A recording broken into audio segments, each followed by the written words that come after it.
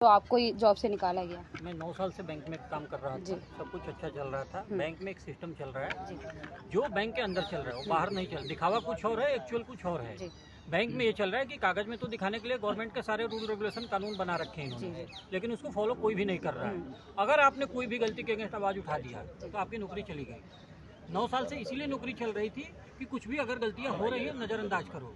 वो कुछ भी अगर जिस दिन मतलब कुछ भी हो रहा है, कुछ भी उसके अंदर हो रहा है बैंक के अंदर, हाँ। और आप लोग देख रहे हो चुपचाप बैठ के तो आपको ठीक है, तब तो आपका प्रमोशन भी होगा, सैलरी भी बढ़ेगी, बोनस भी मिलेगा, सब कुछ। लेकिन अगर गलती से भी आपने आवाज उठा दिया कि सर ये काम गलत हो रहा है, बैंक तो ऐसे नहीं करता, ऐसे आरबीआई तो ऐसे बोलती है, ऐसे नहीं करता, पॉलिसी क्यों वायलेशन कर रहे हो, अगले दिन आप नहीं रहोगे, अगले दिन आपका ट्रांसफर हो जाएगा। अगले दिन ही आपका ट्रांसफर कर दो काम है, या तो आपसे जबरदस्ती रिजाइन डलवा देंगे, और अगर आप नहीं डालोगे तो आपके सामने ऐसा सिचुएशन बना देंगे कि आपके पास नौकरी छोड़ने के लिए कोई दूसरा रास्ता नहीं बचेगा। आप दिल्ली में रहते हो, आपको उठा के केरला भेज देंगे जी, रातों रात। फैमिली वाले को कोई ख्याल नहीं है, बच्चे कहाँ जाएंगे, घर परिवार कहाँ जाएगा, कहाँ रहोगे। सैलरी तनख्वाह मिलती एम्प्लॉइयों की 30,000 रुपए, खर्चे हैं 50,000 रुपए, क्या करोगे, मजबूरी में नौकरी छोड़ोगे। यही तो बैंक चाह रहा है कि आप छोड़ दो, कल को ख्याली गल में बोलेगा मैंने कहाँ निकाला, इन्होंने तो खुद से छोड़ दिया। तो आपको रेजिग्नेशन नहीं, वो लेटर नहीं दिया? किस चीज का?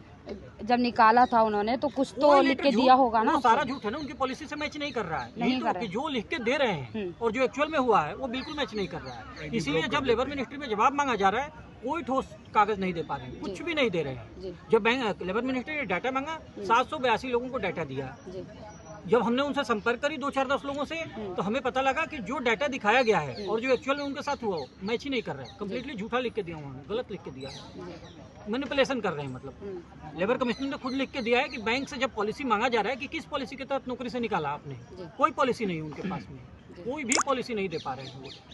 तो मैंने कमिश्नर से सलाह भी दिया है, मैनेजमेंट को एडवाइस दिया है कि आप अपनी फॉर्म बनाइए, कंप्लेन को, ग्रीवेंसेस को हैंडल करिए।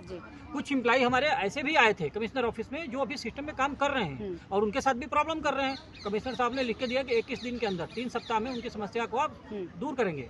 6 सप्ताह हो गया है, अभी भी एम्प्लॉय बैंक में लड़ रहा है, कोई सुनने वाला नहीं है, कोई सुनने वाला नहीं है। उसमें से एक एम्प्लॉय ने हमारे HR को फोन किया था कि मैं तो धरना पे जाऊंगा, जंतर मंतर पे। उन्होंने धमकी दिया कि अगर धरने पे गए तो तुम्हारी भी नौकरी चली जाएगी जैसे बाकियों की हमने ले ली है। अच्छा। हाँ, ये धमकी देना। तो ये तो धरना अगर इतना गलत होता तो हमें पुलिस से परमिशन क्यों मिलता है? धरना करना तो हमारा राइट है।